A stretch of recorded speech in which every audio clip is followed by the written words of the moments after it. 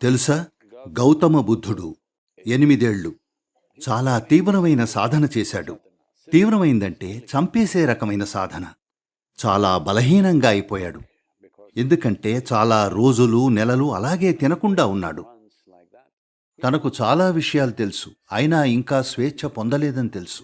ఆ అదృష్ట రోజున, ఈ రోజు మనం బుద్ధ పౌర్ణమి అంటున్న రోజున, ఆ చెట్టు కింద ఈ దృఢ సంకల్పంతో కూర్చున్నాడు.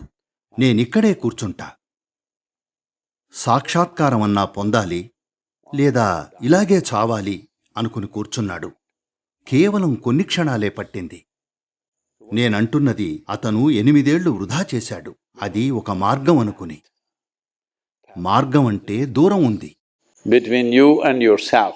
మీకు మధ్య ఏం దూరం ఉంది? దూరం లేని చోట చెయ్యాల్సిందే కేవలం తిరగడమే. జీవం అక్కడుందనుకుంటారు.